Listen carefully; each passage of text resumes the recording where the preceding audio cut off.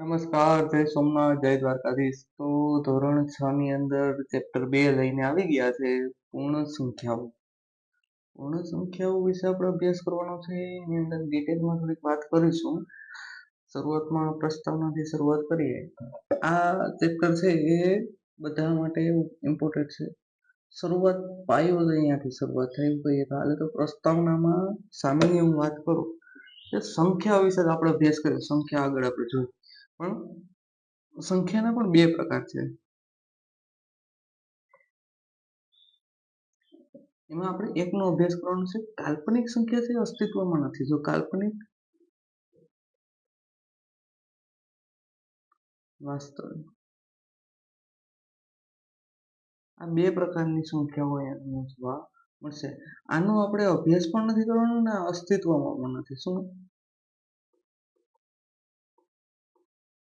આપણે અભ્યાસ કોણ કરવાનો છે? વાસ્તવિક સંખ્યાનો. વાસ્તવિક સંખ્યાઓ બધી જ અહીંયા જોવા મળશે. તો શરૂઆત થશે એ પહેલા અહીંયા નીચે તમારો ટોપિક છે એની ચર્ચા કરીએ, પછી આપણે પ્રાકૃતિક સંખ્યા, પૂર્ણ સંખ્યાઓ એ રીતના નેક્સ્ટ સ્ટેપ બાય સ્ટેપ આપણે આગળ વધીશું. અહીંયા એવું કીધું કે સંખ્યા પહેલા અને સંખ્યા પછી, પહેલાની સંખ્યા અને પછીની સંખ્યા જોવાની છે. તો સામાન્ય ઉદાહરણ હું તમને એમ કહું કે અહીંયા હવે આપણે 15 લીધેલા છે. આની પહેલાની સંખ્યા અને પછીની સંખ્યા એટલે કે પૂર્વવર્તી અને પ્રતિવર્તી, આ રીતની બે સંખ્યાઓ લેવાની છે. પૂર્વ અને પ્રતિ એટલે કે 15 માઇનસ 1 એટલે આ એની પહેલાની સંખ્યા થશે 14. 15 પ્લસ 1 એટલે કે 16. આ છે એ તમારી કઈ થઈ? પહેલાની સંખ્યા ને આ પછીની સંખ્યા અથવા પૂર્વ અને પ્રતિ. આ રીતના બે પ્રકારના જોવા મળે છે. તો તમને સામાન્ય ખ્યાલ આવશે. હવે આપણે પૂર્ણ સંખ્યા, એ પહેલા હું અહીંયા ડિવાઈડ જ કરી દઉં. અહીંયા આપણે અભ્યાસ કરવાનો છે પ્રાકૃતિક સંખ્યા. અહીંયા હું લખી નાખું.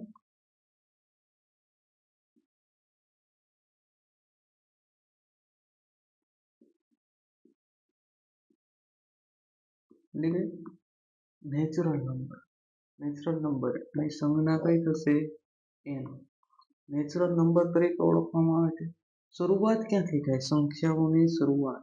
તો કે ભાઈ 1 થી લઈ 2, 3, 4 એમ અનંત સુધીની સંખ્યાઓ પણ શરૂઆત ક્યાંથી થશે? 1 થી. એટલે કે આ રીતના તમે ઓળખી શકો. ત્યારબાદ સંખ્યાઓની સૌથી નાની સંખ્યા હશે. પ્રાકૃતિક સંખ્યા છે એની સૌથી નાની સંખ્યા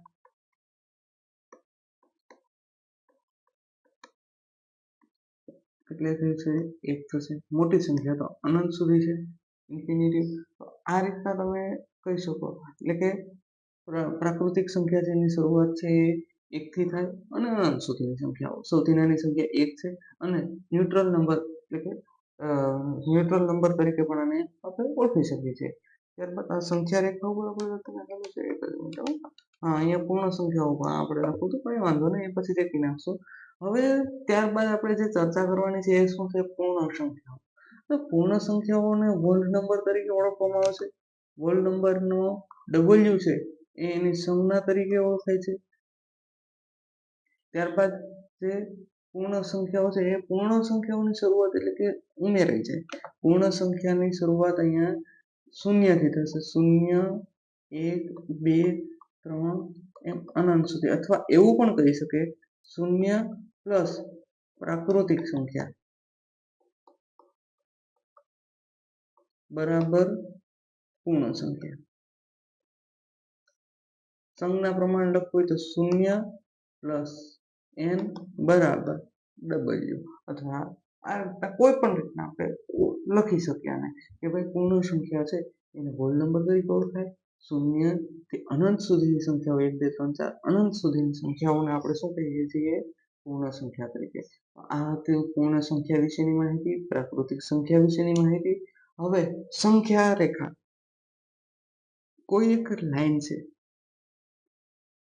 એના ઉપર તમે ચોક્કસ અંતરે અંકોની ગોઠવણી કરો અને આપણે સંખ્યા રેખા તરીકે ઓળખીએ છીએ કે એને નામ આપવામાં આવે છે. એના સામે છે સંખ્યા રેખા જોવા મળે છે. તો આ છે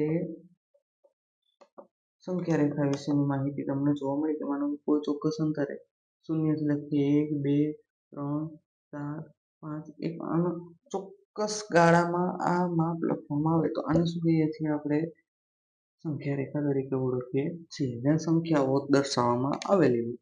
જો પૂર્ણ સંખ્યાઓ છે તો એ અહીંયા તમને આપેલી છે. જો પૂર્ણ સંખ્યા ક્યાંથી શરૂ થાય? શૂન્યથી શરૂ થાય 1, 2, 3, 4, 5, 6 એમ અનંત સુધી ચાલતી રહે. આને તમે પૂર્ણ સંખ્યા તરીકે ઓળખીએ છીએ. હવે સંખ્યા રેખા ઉપર સરવાળો આ છે એ તમારે જોવાનો છે. પહેલા તો સરવાળો આપણને સામાન્ય યાદ છે 3 + 2 બરાબર શું થાય? 5 થાય.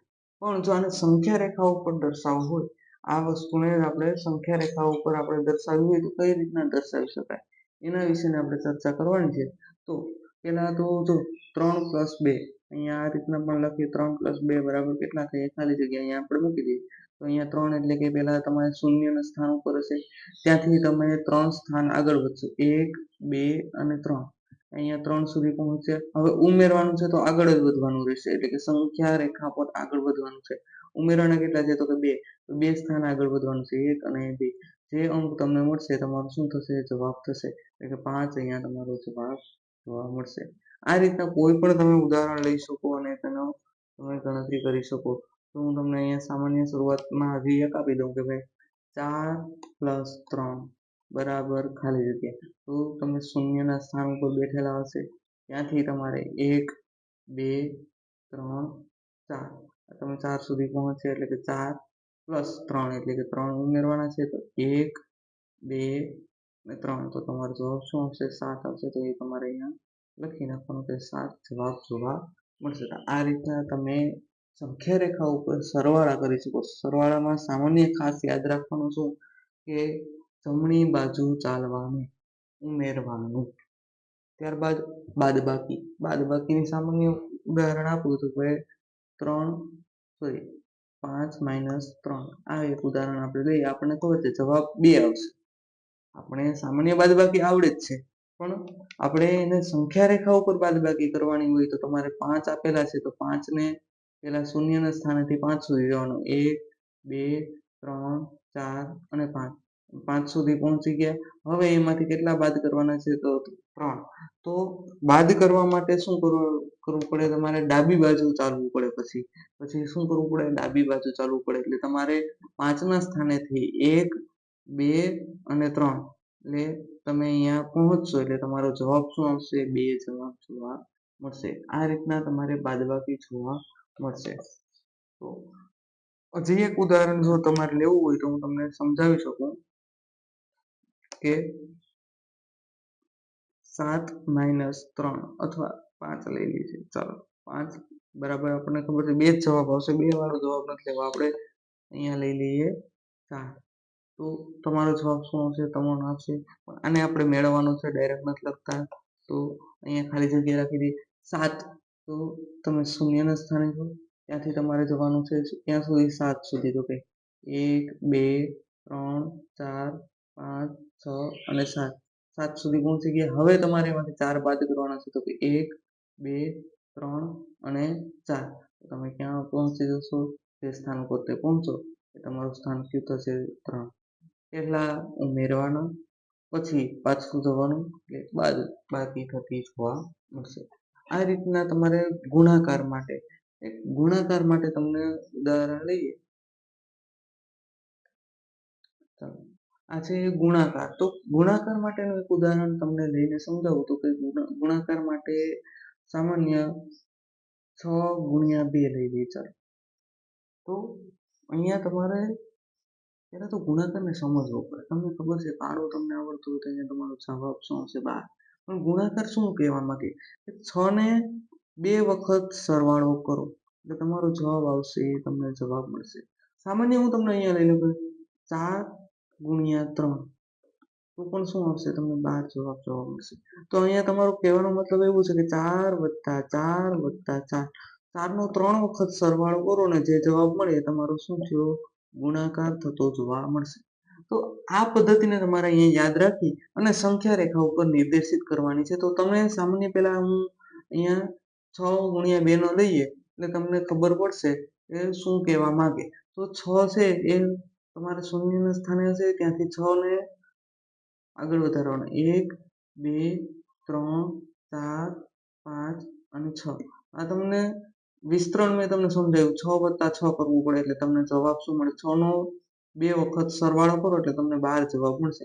આ રીતના સરવાળો છે તો પાછો શું થશે પાછા ઉમેરાશે 1, 2, 3, 4, 5 અને 6 એટલે તમારો જવાબ શું છે 12. આ જ રીતના હું તમને આ 6 માટે આપણે લીધેલું હતું.